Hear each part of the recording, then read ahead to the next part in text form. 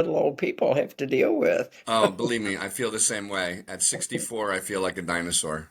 Well, I could be your mother, so I've got a few years on you. But it's great to meet you. I've so enjoyed my conversations with Hannah, your lovely daughter. She's something else. In fact, there's Yes. her wedding picture right behind me. Oh, really? And that baby is any day now, right? Any day. Yep, we're looking Yeah. at, I think, 5 weeks. Yeah, that's so exciting. Well, I'm really happy for all of you. Thanks. Our first. Yeah. Well, that your first grandchild? Yes. Oh, that'll be fun. That'll be fun for sure. Well, I really am just thrilled to be working with her and to have her introduce us to you as a teacher and a longstanding teacher. So, why don't you give us a little background of your career and where you are now? Well, I started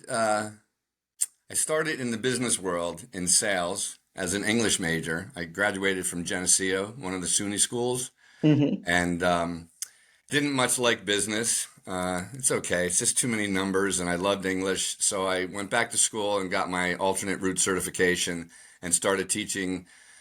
Well, I started in Patterson for my first year. That was an experience, I must say. That was a permanent sub in an inner city school. But it taught me one thing. I'm never going to meet another kid tougher than those guys. Wow. Yeah. So then I went on and I got my degree. I worked at a Catholic school for a couple of years in Clifton, and then I got to Ramsey High School in New Jersey, and then I worked in Sparta, my alma mater, for 32 years until this Wow. past June. Wow. So it's been really great. I love teaching literature and writing. I'm still tutoring right now with a friend of mine. He has a business. So I joined in and, you teach a few SAT classes, you do some college essay tutoring, things like that. But at least I'm still with kids. But boy, the difference between 1986 and 1924 or 2024, unbelievable. Which I'm sure you know. Hannah told me you were in teaching for quite a long time. Right. Yeah, I started teaching back in the 60s, and taught high school science and math Oh, neat. for several years. And then I got my PhD, and then I became a teacher educator. Um, and then that led to being basically an education entrepreneur. I've Right. done several things in pretty much, startups, little startups that were all designed though around teachers and teaching. So I've never left the passion or the field of teaching. It's been the focus of my entire life. And my grandmother and my mother and my aunt actually taught in one-room schoolhouses in Kentucky Oh, many, how many years. adorable. So I often say that without those three women, I wouldn't even be here, much less have spent my whole life in that field.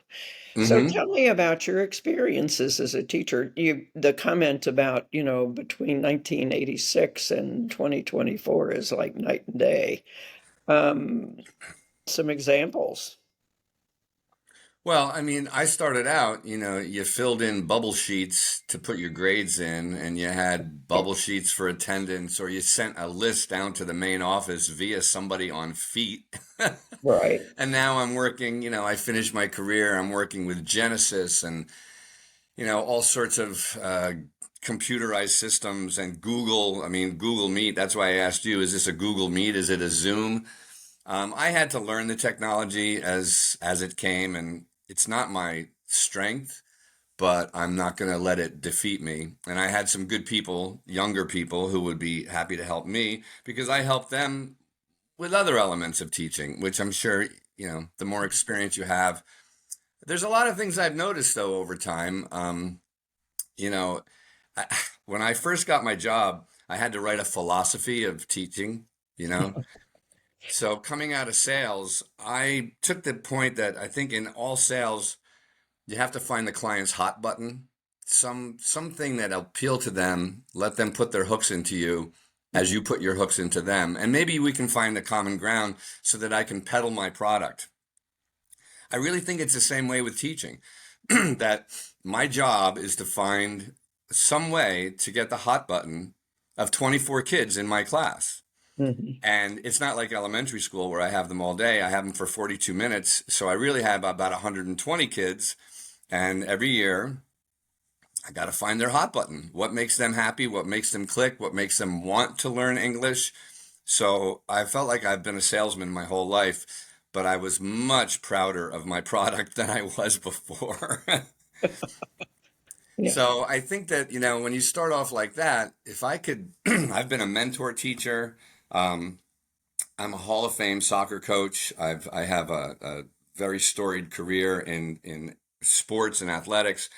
But I think if there's something that I've noticed, and some of my colleagues at school who are a little bit more veteran than the newbies, um, there's not the same approach. There's a lot more worksheets. There's a lot more pushing technological advances towards the students in hopes of being recognized by your superiors as being on the cutting edge. Mhm. The only problem was they're not reading literature anymore. Um, we used to teach 3, 4, 5 books a year. My honors kids had to do their research papers on at least 2 novels or 6 short stories or 6 poems by an author. Now we don't even have literary analysis in that capacity. They're, oh, who's going to go to college to be an English major? That's the only people who need this. Mhm. What do you So think about that? Do you yeah, think that it's horrid. So I have my friend John. He's a teacher right next door to me, or at least he was last year, and he has his doctorate. Um, and he's a brilliant man, and we talk about this all the time. But nobody wants a lecturer. Nobody wants someone to stand in front of a group of students and try and inspire them. They want the students to conduct the learning. So teacher-directed activities versus student-directed activities. It's gone like this. I'm supposed to be a facilitator. The students will find the answers. Don't worry. I'm like, what if they don't find the answer? Can I help them find the answer? And I've always been, I've been an advocate of content knowledge.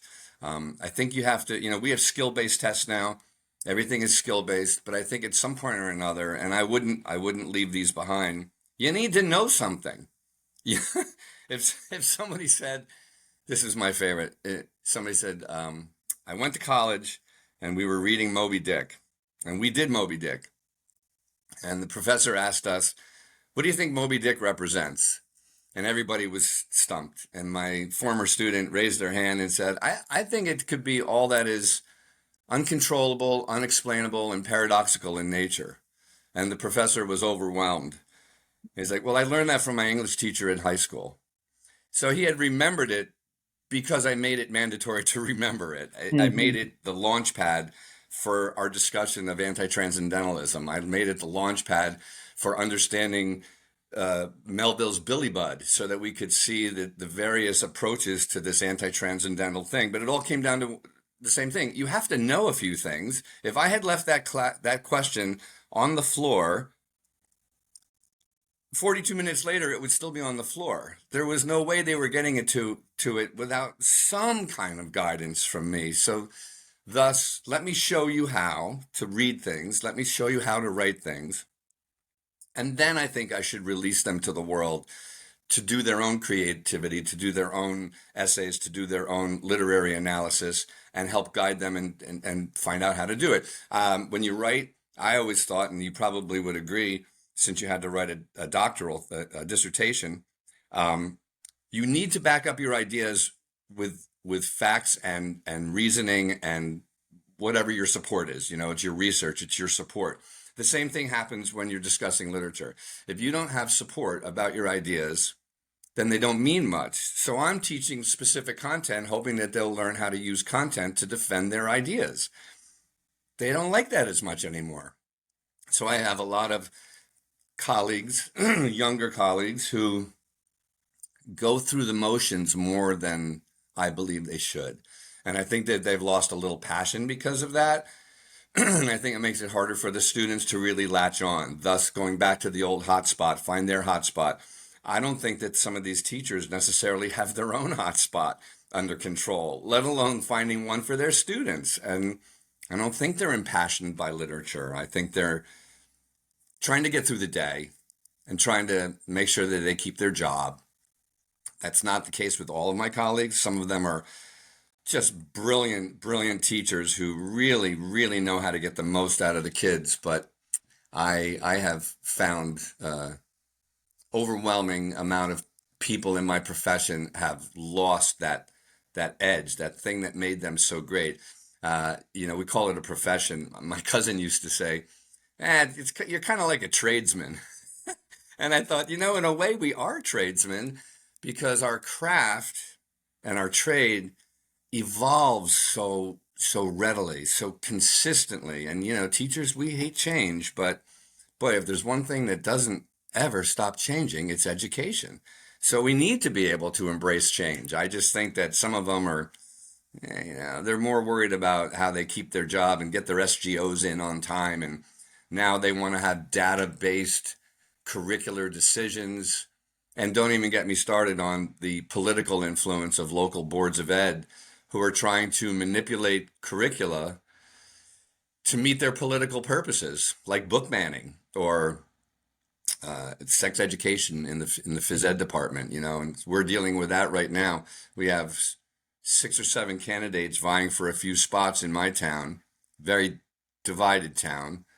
And the people on the one side, I won't say what party they represent, but they had their little statement of belief before you vote, that's in the local paper. Mhm. And they never used the word teacher in any of their ideas about how education should work. And the people who we support, they talked about bringing all stakeholders to the table, the community, the parents, the administration, but the teachers and the students are the most important. And the other ones never even mentioned teachers. We're like the bad guy in the room. And it's just so sad that it used to be the teacher was right, Johnny. I can't believe you did that. We're going to talk about this at home. To now, we're always being faced with criticism from the parents because Johnny didn't do so well on his test. What did you do wrong?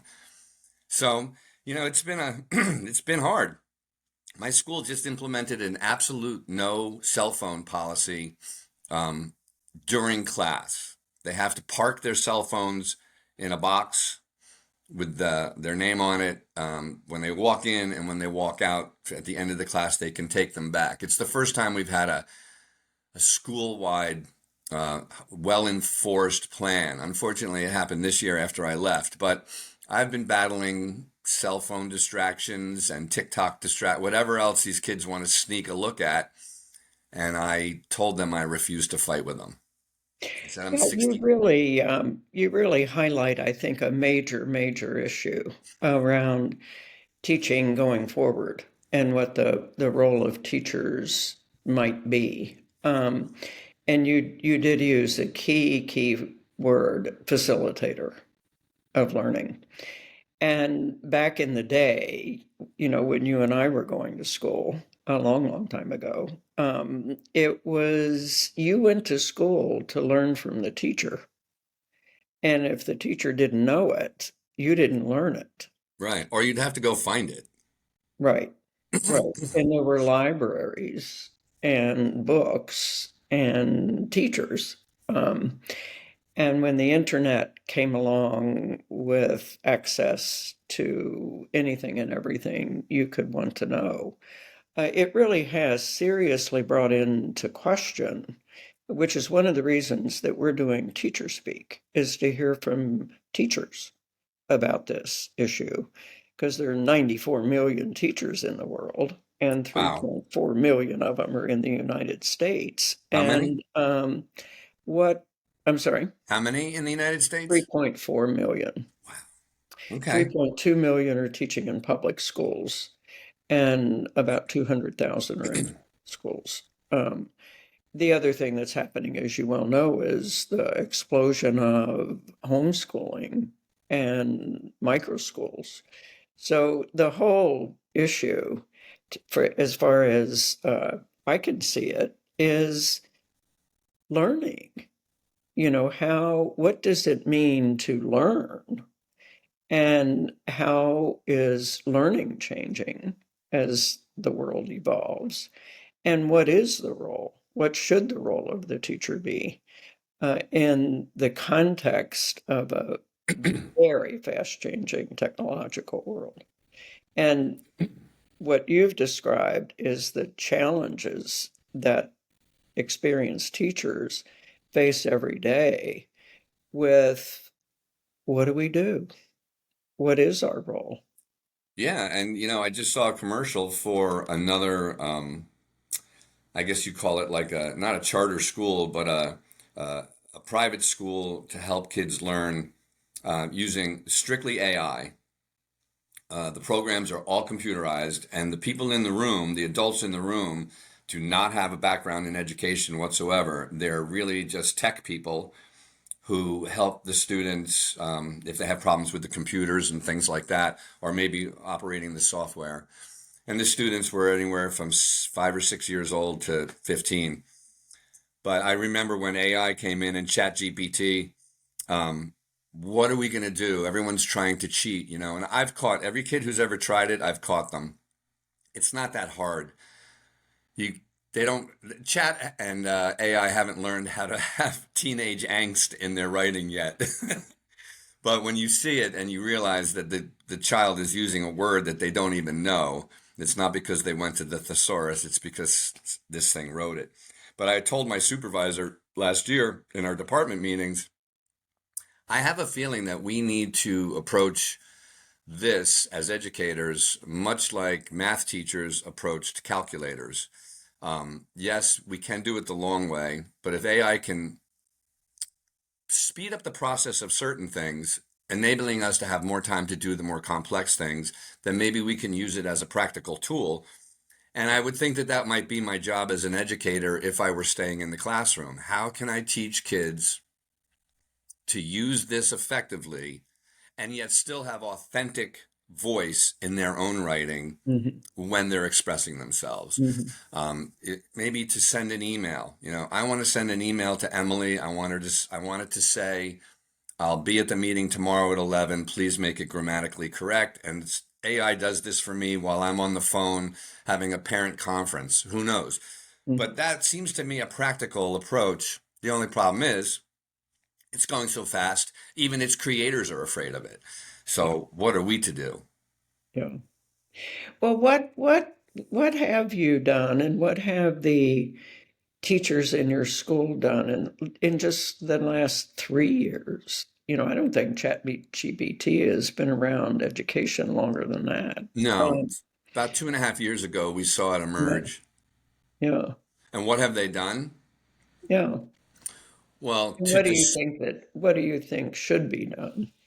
I don't think that they've addressed it in the way that I said. I think they are now addressing how to keep kids from using it to cheat on their own writing, which is pretty easy because we use Google and you can go into their document history and see what they did minute by minute, day by day. So at 11:43 p.m., you had nothing, and at 12:05, you had a three-page essay, and at 12:30, you had edited out some of those lines, and tomorrow morning you turned it in. And I'm like, "Are you serious? You wrote a three-page essay in 15 minutes?" And they're caught. Or I asked them, "Can you explain what this word means?" And they look dejected, and they said, no, I really don't. My tutor helped me, or my mom gave me that word. And I said, you do realize that you don't have one grammatical mistake in this paper. You even have some nuanced statements that make it sound like it's coming from the introduction of a book. Oh, okay. And it was a college essay. So I think that they're using all their energies to try to make sure that the kids are authentic in their own writing. I don't think they've explored using it in an appropriate fashion. But I think that we're addressing it Yeah, maybe talk just now. about that, the appropriate fashion of using ChatGPT and AI in instructional learning. In the beginning of our conversation, you were talking about the importance of knowledge acquisition, basically. That because you're teaching, literature and writing, that kids really learn the techniques and the art of writing and reading and writing, basically. And is there a risk in losing that, or is this just history? How Oh, do I you think that see that? that's almost a rhetorical question, Emily. Some people might say, yes, continue, because the answer, I think, is elusive. Um, there was the suggestion that we could use Chat GBT like we use modeling. If I want you to learn how to write, I'm going to show you a speech by Obama during John Kerry's convention, because I'm going to show you how he incorporates rhetorical devices in his speech making. And then I'm going to have you identify them. We're going to talk about how they can be used. We're going to find the ones that we would like to employ in our own writing, what we're most comfortable with. And then maybe I'll say, now what I'd like you to do is I'd like you to write your own opinion piece or your own persuasive essay, and I'd like you to incorporate 4 or 5 of these rhetorical devices. So we can use modeling to help students build that arsenal of knowledge. And I think that that's what they're looking at with AI, that AI can provide us with modeling. We can even ask AI to do something without correct grammar and use that as a tool to teach the kids to edit AI. So there are ways. I mean, I have books that have models that I used to photocopy and hand out to the kids. Now I could just have it online and they would have a model. And I don't think modeling is a bad thing. I walk around the school, there's always a book that I'm reading under my arm. When the kids see me at hall duty, I'm reading a book or I'm grading papers. If the kids see me in my class and I have a prep period, I'm either reading a book or I'm grading papers. So that's that modeling. But there's also modeling of the types of writing that we've always wanted the kids to explore. And I think that that could be the avenue of least resistance, perhaps with chat or any Right. AI function. Just give us some examples. Let's examine those examples. Let's dissect them. Everything except maybe doing a grammatically break down the sentence into those little subjects and verbs like we used to. But I think that that might be a way to go. Yeah. Well, it's so heartening to hear you talk about, though, really embracing what is. I mean, there's something about teachers that they've always had the capacity to just really basically go with the flow. We have It's to. like just go with the flow. Is that a bad thing? I don't think so. Like I said, teachers, we fight change all the time. I remember when early in my career, my principal asked us all to read the book Who Moved My Cheese? And it was a really cute book, but it's true. It's like I'm really OCD about my desk. I don't like things interfering with my train of thought. I don't like things interfering with my approach to my day. It's my safety net. So teachers want their safety nets in place, and every time they throw in some change, they get pretty nervous. But when you go to school for a master's degree or a doctorate degree, aren't you trying to see what's new out there that you can incorporate into your own pedagogy? So I think that this is just us we have to learn to be active learners always in the classroom, and that includes the world. The quote I always put a quote on the board every day, and the quote I use on the last day of school, I think it's from Hegeba. I learn much from my teachers and from my colleagues more than from my teachers, and from my students more from them all. So if I do that with this this all-encompassing technological world that's enveloping us here, I think if I do that and consider that sort of like my students too, I need to learn from it, or I'm going to get left behind. And if I get left behind, what's going to happen to my students? So I think it's absolutely mandatory that we try to evolve. And that's why I use my young teacher friends to help me. It's like, I don't know how to work this, but if you can show me how to work this, I think I can figure out a way to make it work. Like using a movie that's thematically connected to a novel. We used to show movies as a way to kill time. Now I show movies as a way to examine thematic ideas portrayed in a different manner. Like I do One Flew Over the Cuckoo's Nest and Shawshank Redemption in a class that I taught. It was called Heroes and Heroines, and that was the unit on social responsibility. Do heroes have a responsibility to help those around us? So McMurphy in One Flew, it's all about institutionalization. He's got a mental hospital. Andy Dufresne has a prison, but they're both institutions, and both of them step out of their role as inmates and become somehow the leader to help Mhm. the oppressed. And so I use the movie to show an element of the book. Maybe it helps the kids get it a little. I used to Mhm. show scenes of Hamlet like one at a time because it was so hard to understand Shakespeare. So now we've just moved into a different realm. What I don't think is appropriate, and we're always told not to do this, is to create PowerPoint presentations and then read the slides, right? And then what do? We go to a staff development training and the person has slides and they're reading them. It's like, why are you doing this to me?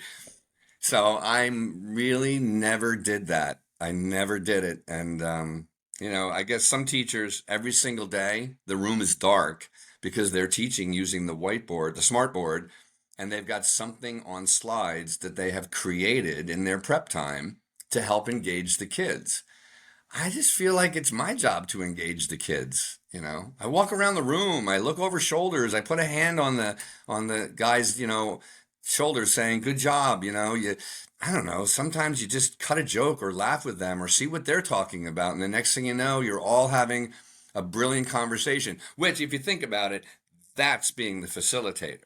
If Right, I can get them going and have them take over the conversation, then I've done my job.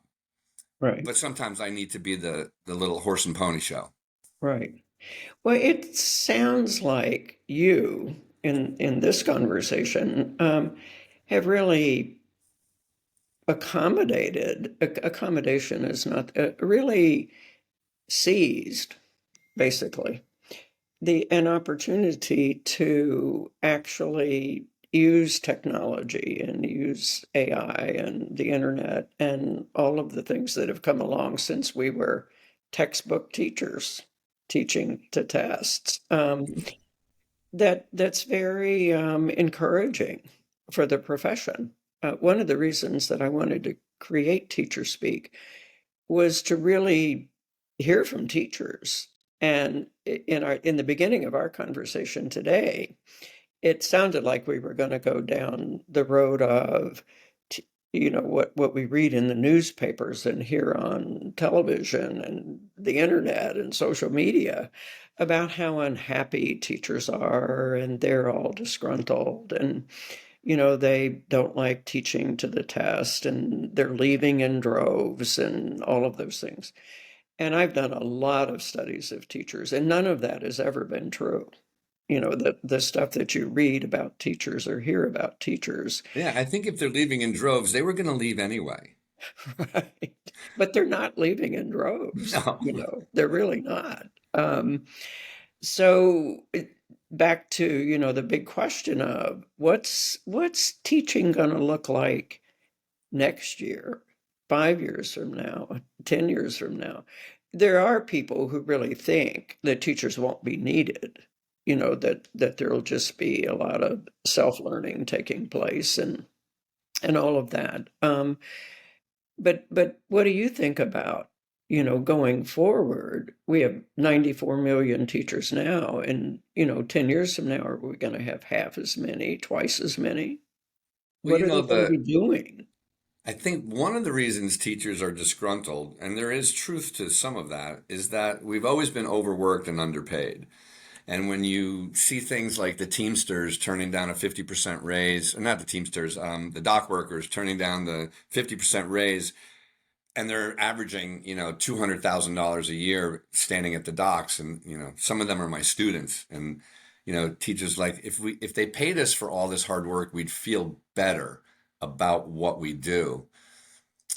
But I honestly think that you would have to be a very highly self-motivated student to be able to do this without your teacher. So I say it based upon myself. When I was in sales, I wasn't a big fan of staying on task. I had a tendency to be not disciplined. I was perfect for teaching. I have to pee on a bell schedule. Everything is a bell, a bell. I have a due date, and it made me a more effective person. It's just my personality. But what if someone like me at age 10 were expected to self-teach using some computer Yeah. program, and I'm so easily distracted because the world around me is so distracting? How could I do that without the impetus that my teacher gives me? And then add to that the difference. I teach juniors and seniors. When they go from my class to college, and I warn them, I'm like, listen, you're going to have less time in class, more time on your own, and you're not going to have me there every day, and not, mom and dad aren't going to be there every day saying, did you do your homework? You are going to have to be disciplined. And how many of them who are actually adults now still can't find the way to discipline themselves to even do that type of self-teaching? And they have a professor every other day. So if we can't do it with adults because they're too distracted by the social life or whatever else is going on in college, and we can't do it with third graders or fourth graders or fifth graders, where should we all go? We need to stay in the classroom. We need to be different types of facilitators, maybe, but I don't think you can do without us. And I know they'd love to shut down those buildings. Oh, think of the taxpayer dollars. Look at that. I can save so much money. I don't have to pay the teachers. I don't have to pay medical. I don't have to pay oil. I don't have to pay the janitors. This is brilliant. I'll pay for a program. And watch mom and dad go through the roof, having Johnny sit at home all day, not doing his work. I think we give them so much more. And that doesn't even broach the idea of the social value of school. We are teaching them to be with people. If they were isolated in a uh, self-run teaching program, they would not be socializing with the world except on their phones, and they do that enough already. So I think that we really have to remember that school is 10 months of socialization amongst their peers with adult supervision. It's a great way to be parented. It's just a different parent. And we see our kids more than their parents do sometimes. So I become their counselor, their coach, their chief ear, whatever they need. So there's so much more to what we do than curriculum. Yeah, nobody could say it better than you just did. I've often felt that schools are evolving more and more into the socialization aspect. That they kids really do need a lot of adult support, and left to their own designs, God knows what they would do, on their handheld devices, Of course. and are doing. So it's so encouraging to hear. Why'd you retire? Why aren't you still teaching? Well, you know, it's funny. I think about it a lot. My wife even said, are you starting to have any regrets in terms of how you identify yourself in the world? I teach a lot of transcendentalism. I'm a big Thoreau and Emerson fan. So I believe in simplifying your life to the point where you know what your necessities are. What are my essentials in life? What are the things that are most important for me? And I guess we identify ourselves by our professions. Nobody when they meet says, they say, "Oh, what do you do?" It's kind of like a way to find out. Oh, I'm a lawyer. Oh, I'm a teacher. And if somebody says, "What do you do?" and I'd say, "Well, I'm a retired educator, but I'm still tutoring." I don't think I'll ever give that up. I'll never not be a teacher. But I was really tired of the imbalance between my goals, my students' goals, and my administration's goals. Wow. And the imbalance it weighed heavily. That and the unnecessary paperwork. When you teach English, you have a lot of papers to grade, and I know that I chose it. Somebody said, "Why don't you just be a phys ed teacher? You don't have to grade any papers." It's like, because that's not what I love. But it's a very time consuming, and when the school throws you under the bus with the other paperwork, that seems to be all about getting data. The testing and the data and the endless meetings, all those things just seem to act counter to what my goals are. So when I started feeling a little bit unhappy, I thought it'd be better to go on a high note. I didn't want to hate my job. So I thought I'd leave up here. So now you're making me. Oh, Andrew, listen, I get it. I get it. We can cut this out if you want. No, it's in my No, I heart. feel this. I've been around a lot longer than you have, and I've tried retirement at least three times, and I can't do it. So I really hope you find a way to stay involved Well, I in the am. education of young people. They want me, they want me to run a community centered teenage program called Pass It Along. I work at the food pantry. I tutor kids. I mean, I got my irons in the fire. Mhm. Well, I want to circle back to something you said about 2 minutes ago, which is all the paperwork and all of the administrative stuff. That really has been identified by teachers for several years now as a game changer for them. Sure. The teaching to the test and the testing and all of the paperwork. What do you recommend be done about that? Well, they this year they eliminated SGOs. These are student growth objectives. I don't know if you're familiar with them, but Mm-mm. you start the year with a pretest on a particular unit or a particular skill. You assess the test without a grade. You bank the data. You then, at the end of the unit or at the end of the year, give another skill-based test on that type of material, and you see how the students grew, and then you're graded on your student growth. And then they use that on your evaluation at the end of the year. So if it were Spanish and you're a sophomore and you come into my class and I give you a test on vocabulary, Spanish words that you haven't learned yet, and you fail it miserably because you haven't learned it. And then at the end of the unit, after you learned it, I give you the same test and you get a 93, and it looks like I'm a genius, right? How do you do that with English? These kids have had various English skills at various levels for 10, 11 years. So I have to find some way to trick the testing to make it look like I'm doing my job. Whereas the Spanish teacher is like, oh yeah, I'll just give them one of those quizzes, they'll fail it, and then they'll get a better grade. So it was a bunch of mindless stuff. Nobody reads it. We had to submit it to the state. The only people who read it are supervisors who don't have tenure, and they use it to evaluate you. The other ones are like, yeah, yeah, yeah, they did it. So they finally got rid of it for um, tenured teachers, I think. And then they also got rid of daily lesson plans, allowing now for unit plans. So someone like me who's prepped these classes for many, many years, I tweak them and things, but I would probably be able to save some time creating my unit plan. It might be a 2 week thing. So I don't have to do it every single day and have all that stuff done or every Sunday night. And the SGOs they eliminated.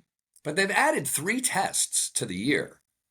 The New Jersey Ask, then they have the PSAT, but then they have the science version, then they have the one for the freshmen in Why the are they spring. doing that? Why are schools They adding want them? data to decide on curricular decisions. They're now charting the answers. So when I get my results back in a department meeting, my supervisor will put those questions on the board and they'll show how many students got this right, this right, this right, this right, this wrong. And then they find out what types of questions were those. Well, they were on informational text. And what was it about? Was it about finding the rhetorical device? Was it about understanding the evidence and citing it properly? And then we can then say, we have a weakness in this area, and we would like to address that because we've seen in our students' test scores that this is a weakness. Now, in theory, this all makes perfectly good sense. If I know that my students need something more than another thing, I can make a change and try to address that. That makes sense. The only problem is the tests don't count. The kids know they don't count and they put their head down and they don't try. And then they'll say, why did only 40% of the students who took this test pass? I was like, because you told them it didn't count. And their parents told them. Some of them stay home from school. What you need to do is go back to the teacher addressing the needs of the students based on what the students have done in that teacher's class. The only problem is they wanted consistency.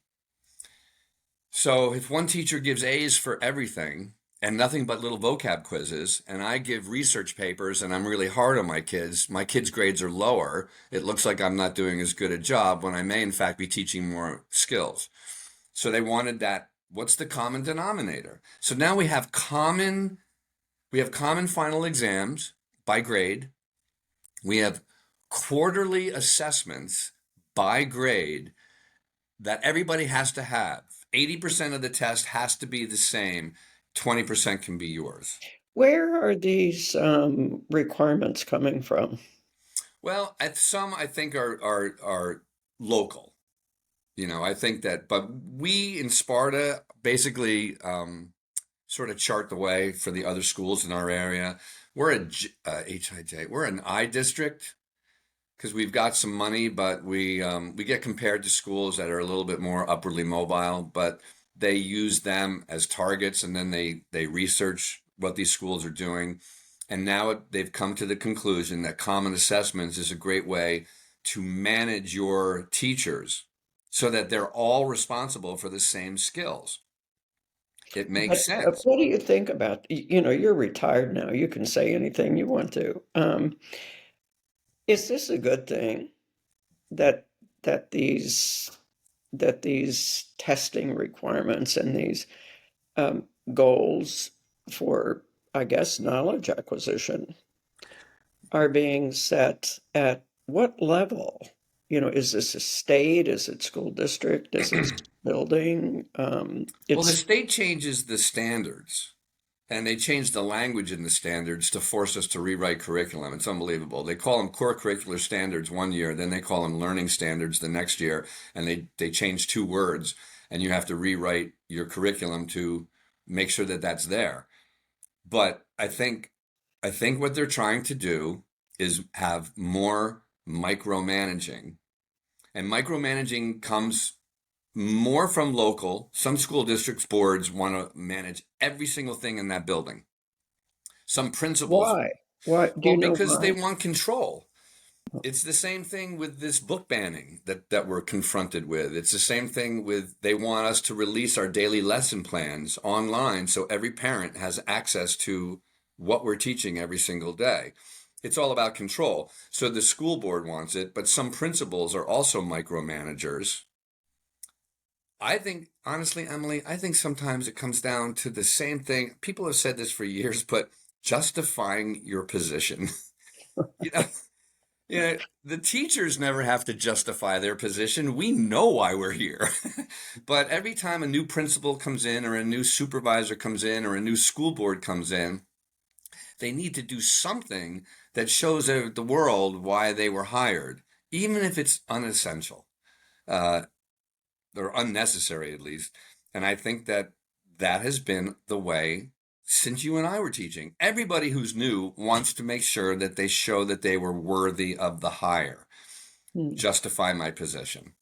Do you think you and I are going to live long enough to see that all changed, where education delivery is not delivered on content that is determined by people we don't even know, um, and that teachers teach to content? Well, I think it'll go back to more content, or there's content and there's skill based. I think that it's the trend right now is skill based. In my discipline, in English language arts, I think that in certain cases, there is absolutely no way to avoid subject knowledge and content in things like your AP courses, chemistry, biochem, physics, calculus. These things are essential knowledge based material. Someone can show you how to go through the process on how to get to an answer. Say, my friend at the tutoring company, he teaches calculus and physics. So he can show them a variety of ways to try to get the right answer. But if the student does not know how to do those things and what those things mean, they will not succeed in that discipline. English language arts has become more skill based. Well, they don't need to remember who wrote that book, but they do need to remember how to incorporate an argument, into an essay. That's a skill. So I think that, they're going this way. They're going in two different directions. Certain ones are going skill based, certain ones are going to stay knowledge based. All of them are accelerated based on parents' needs and demands, not students. We imagine, do you remember when we had no AP courses in high school? I didn't Right. teach an AP course, or I mean, I didn't have an AP course in my school until 1990 in Ramsey. They had an English AP class. And everyone was like, what? You can actually go enroll at Rutgers and they're going to give you college credit if you pass this test. This is the most incredible thing ever. Now, my school has probably 20 AP courses. Some students, they don't have room to even breathe because they're taking so many so they can jack up their GPA and have what would be called a very, very heavy senior schedule to impress the colleges so that they know they're worthy. So, this is like trickle down education. We start with the goal here of getting into Dartmouth and then we move down. But what about the millions of kids who don't go to Dartmouth? Right. I'm supposed to teach them too. So, it just depends on what the outcomes are supposed to be. In a town like Sparta, they expect high test scores, they expect great colleges, and they expect that those who don't go to great colleges are equipped with what is necessary to succeed at the county college level so that they can have another opportunity to move forward. Maybe what we need to do is start thinking about skill based should be more than just English, but it should be trades and various other skills that are needed in the world. I think skill based could be I want a kid to teach me how to properly use AI so I can teach others how to properly use AI. That would be a skill that would be worthy of teaching. But I don't really think ultimately that they're going in the same direction because I don't think people think English is very important anymore, even though everybody has to take it. Mhm. But I don't think that they think it matters. In fact, my math and science students, the whiz kids in my class, I loved them, but they took honors English.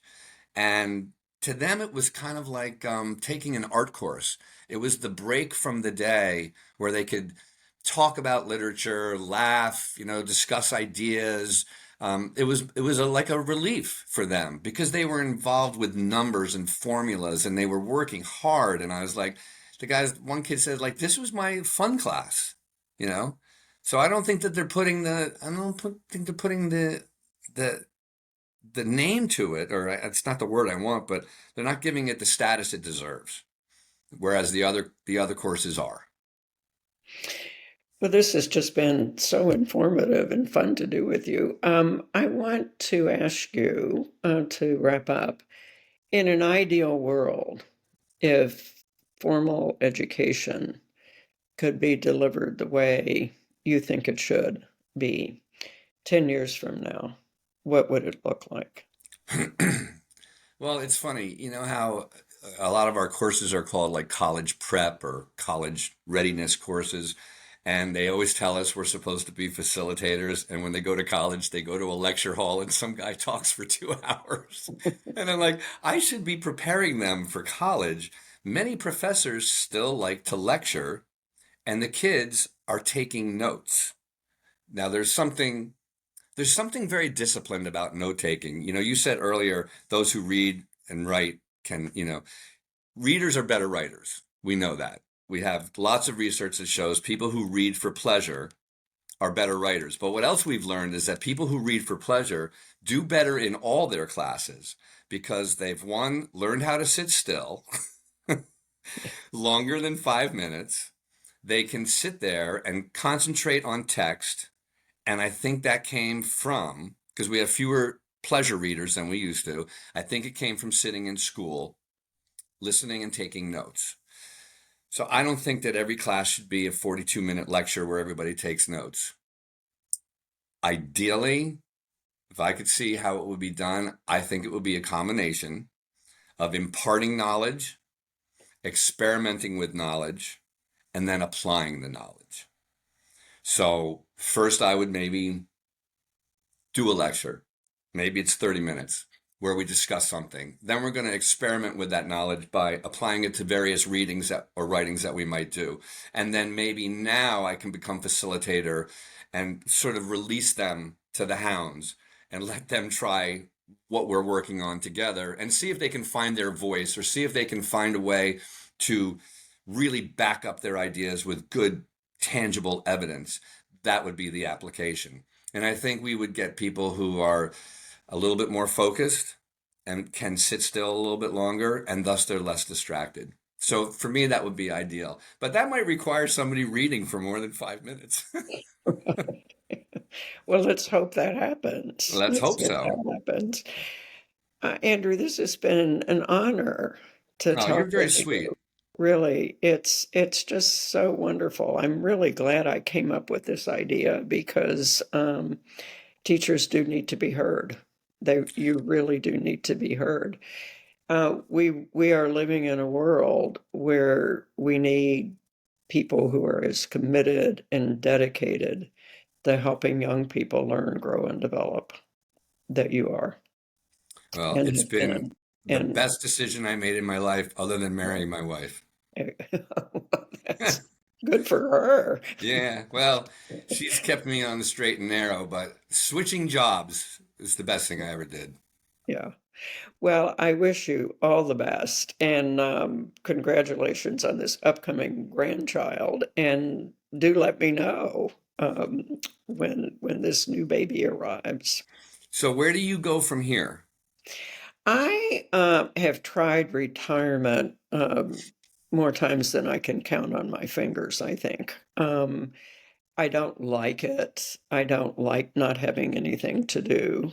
I don't like taking naps in the afternoon and reading books all the time and sleeping in the morning. Right. And I really, I think this having the privilege of being on this planet at this time in history is a gift. Um, and so, what do I plan to do? I plan to continue doing what I'm doing, which is dreaming big and not believing in failure. Um, What about TeacherSpeak?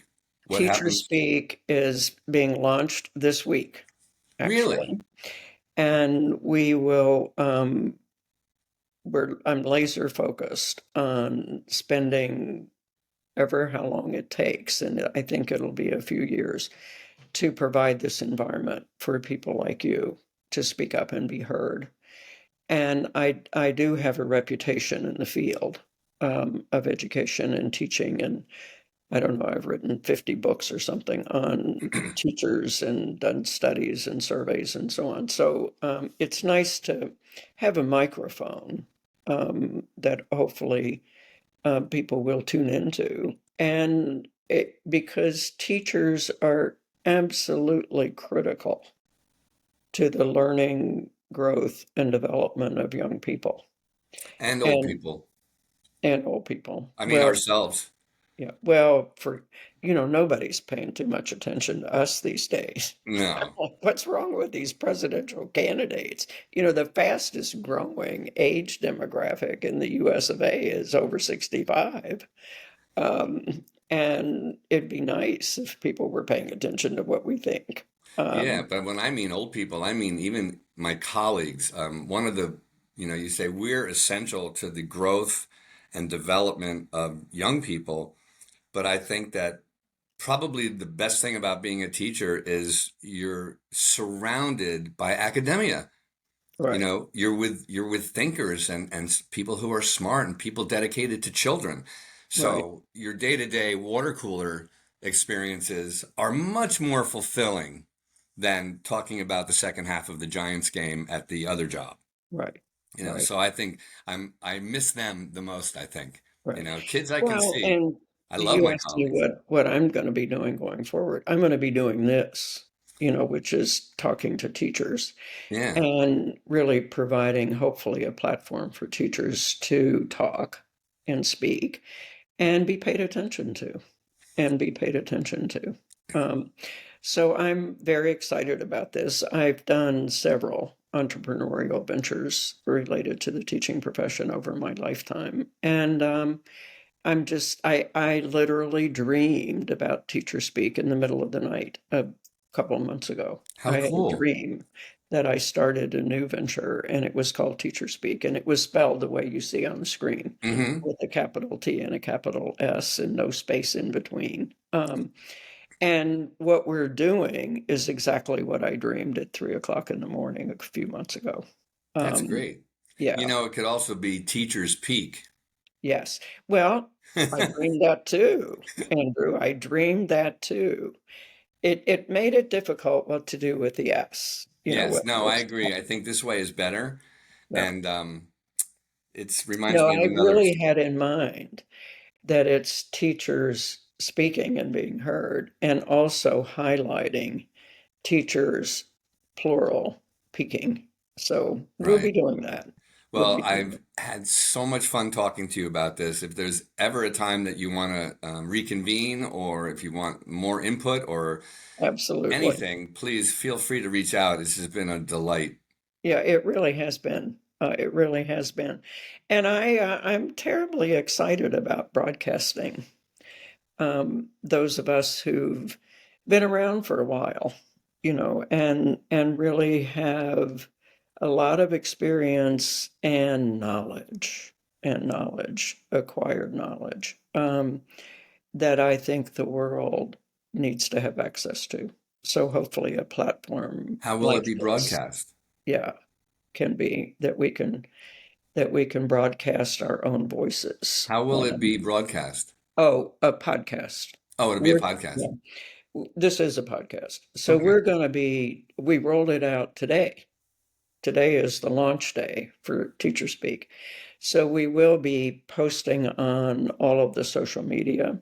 We're going to be posting on YouTube, Spotify, Instagram, all of those places. We're really focusing initially on YouTube because it's so widely gone to for actually learning something, not Right. just chit True. chat. Yeah, but where you actually go to learn something. Well, I'm excited to see it. I'll go and Yeah. listen. Maybe I'll catch the one that has me on it. Well, you don't have to catch it. We will let you know exactly when it goes live. Oh, thanks. Okay. And it'll be in 2 or 3 weeks. We do edit, I'm and sure. we want to make sure that the whoever we talk to is okay with what's being broadcast. Well, So thanks. This has been great. So much fun. it has. And Andrew, let's stay in touch. I'm Yes, serious. absolutely. Okay. I'll keep you posted on all the good news, and you do the same. I certainly will. Well, Thank thanks you. again. Thank you very, very much. Bye.